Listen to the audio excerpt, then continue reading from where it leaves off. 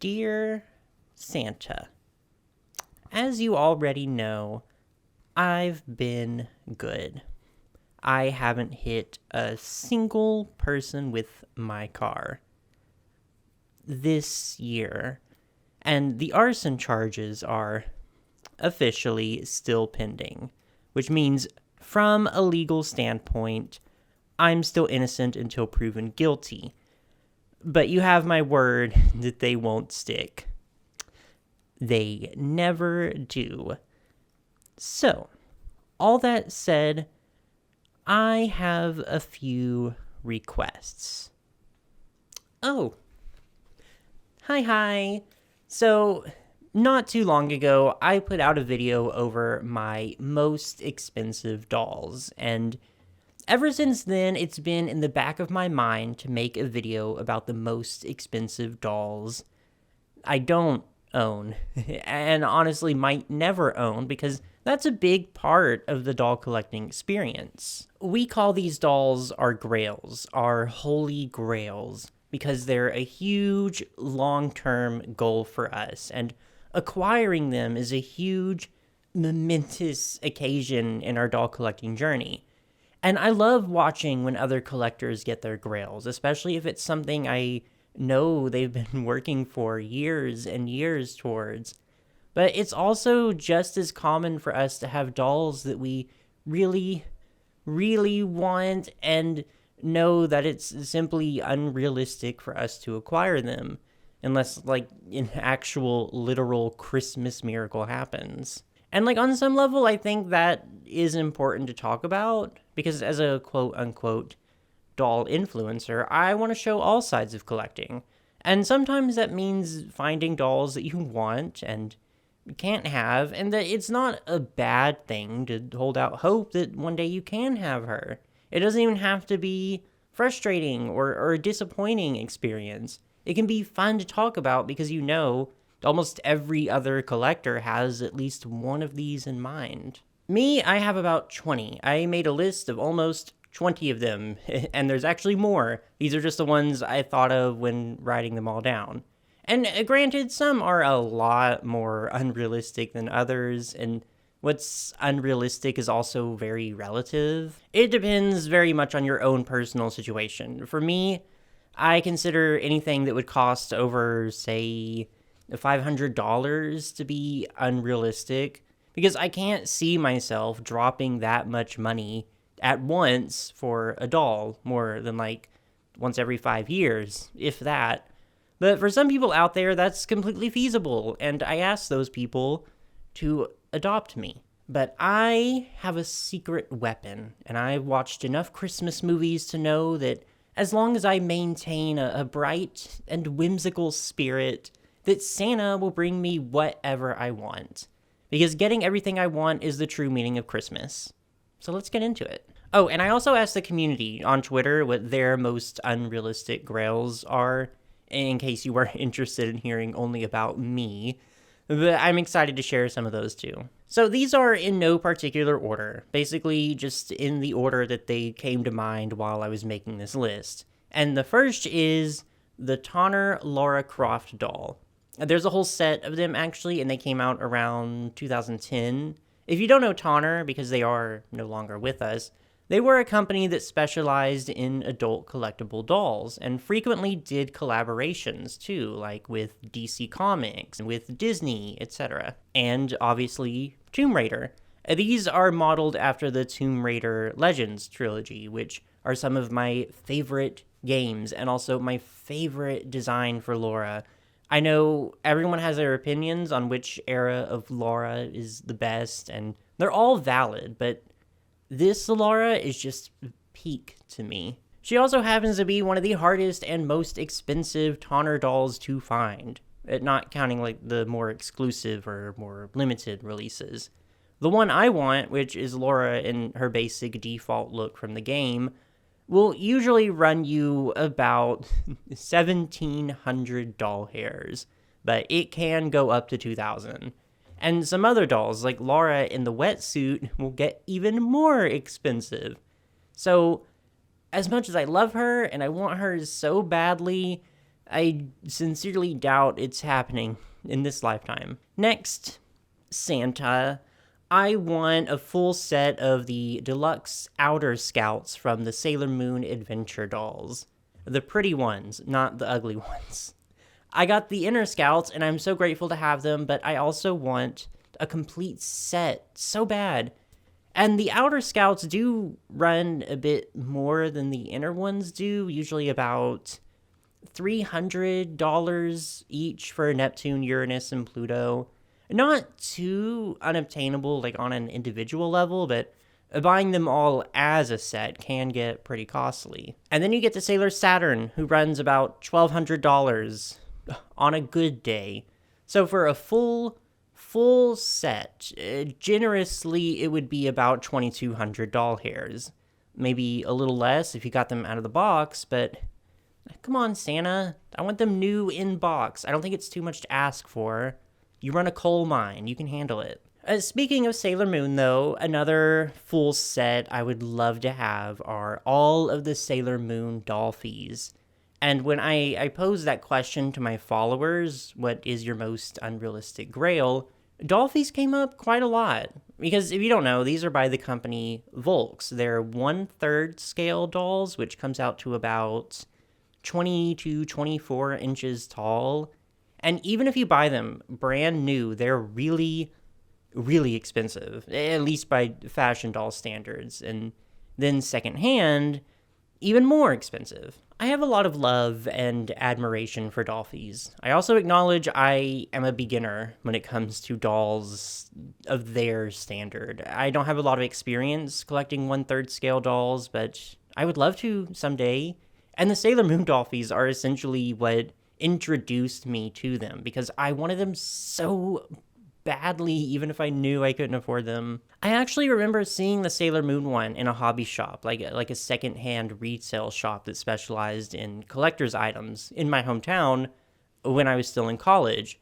She was in this big glass case, and it was literally like, picture a scene from a Christmas movie where the poor destitute orphan sees a beautiful porcelain doll in the display of the toy shop and presses their hands to the window so full of wonder and longing. If I did my math correctly, to buy a full set of all 5 dolls secondhand, that would set you back about $7,700, give or take, so we'll see. Another Dolphy I really want, though, is Eori Mina from Idolmaster. I've mentioned this a few times here and there, but I'm a huge Idolmaster fan, and Dolphy's done quite a lot of Idolmaster dolls, actually, but Eori's always been my favorite girl, so I want hers way more than anyone else's. Unfortunately, she doesn't really pop up for sale anymore. I check every now and then just in case, and I just really haven't seen her. I don't know what happened to all the Eoris. I guess no one wants to sell theirs anymore, which, yeah, understandable. I couldn't really gauge a price for her, but I estimated around $1,000, which could be a slight overestimation, but it's pretty in line with what I see for the other Idolmaster Dolphies on the secondhand market, and accounting for the fact she is apparently somewhat rare now. Next, pivoting really hard to the other end of the spectrum of the doll world, I have a few Bratz dolls on my wish list, and actually for the most part, I'm pretty content with my Bratz collection, which is great because, as you can probably see behind me, the Bratz shelves are kind of at max capacity right now.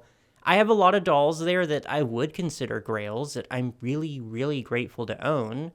There are, however, just a couple of dolls that continue to elude me that I really want. One is Dresden, and I know, everyone wants Dresden. She is, for lack of a better word, overrated. I get it. But I still want her. I think she's so gorgeous. A brand new in-box Dresden, though, probably around $900 at the minimum. And Bratz prices in general are like really high right now, so there's a chance she'll eventually drop to something slightly more reasonable, but There's only a few days till Christmas, so. I would also really, really love to one day own the Wicked Twins, Sierra and Diona. They're probably my favorite twin set, and they run... I put $600, but I think that feels a bit too low. I guess like with Dresden, I was thinking what would be like the absolute minimum you would expect to pay, but realistically, it would probably be more like $800. But if there's one Bratz I will forever hold close to my heart, because that's probably as close as I'll ever get to owning her, Princess Jade, who in box I would say goes for about $500 or so. So actually slightly less than the other Bratz here, but still fairly unrealistic for me. She's really just one of my all-time favorite Bratz dolls, though.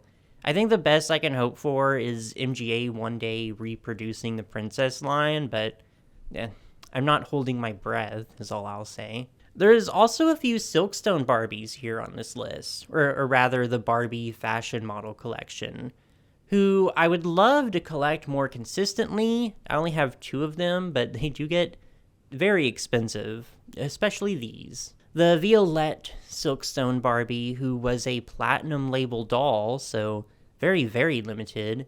That means editions of less than 1,000 dolls produced worldwide. I think she is just so gorgeous, though, so incredibly beautiful.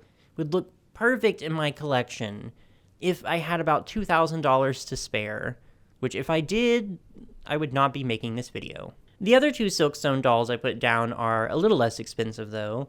The Prima Ballerina Barbie, who is just stunning. She's about $700-ish. And the Preferably Pink Barbie, who I love so much because I think she gives me, like, Legally Blonde vibes. She's about $500 or so. I could actually devote a far bigger portion of this video to just the Barbie fashion model collection, but that would end up being kind of a different video, I think. These are just the ones that immediately came to mind, and I essentially want them all, though, just literally all of them. But I'll have mercy on Santa. I don't want to get too greedy, you know, that's not in the Christmas spirit. And while we're being delusional, I put a number 1 Barbie on the list, because why not, right? I think anyone would love to own a genuine number 1 Barbie. She is quite literally one of the most important fashion dolls to have ever been released, a literal piece of history. As you may or may not know, though, the act of acquiring a number 1 Barbie is not quite as simple as just opening up eBay. And it shouldn't be, because if you're buying a doll that valuable, you want her to be accredited and verified as genuine. So normally you would buy one through an auction house or directly from a private collection. And these are things that require connections and networking and a whole bunch of things that I don't have. Due to that, the number 1 Barbie is another one that doesn't really have a set market price.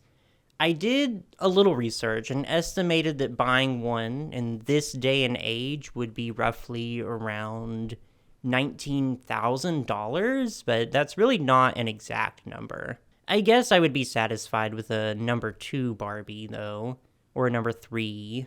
Not a number 5. God, what do I look like, a charity case? There's also a few Misaki dolls on my list. I would really love to own just one Misaki doll, but these are ridiculously difficult to get a hold of. Integrity Toys dolls are already so exclusive, and Misaki dolls are like a whole other layer of exclusivity on top of that, because they're primarily sold in Japan.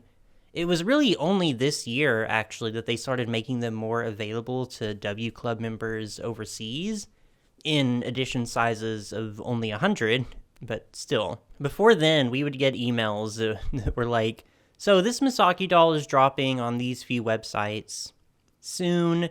We don't really know the day or the time, but soon. Good luck. Most of the Misaki dolls I want are ones from a few years ago, though. The Red Rabbit Misaki doll, such an incredible doll. She's going to be around $800. Also, the 10th anniversary Tokyo Here We Go Misaki. There's been a few iterations of this doll, but the one I want is the one in the blue dress.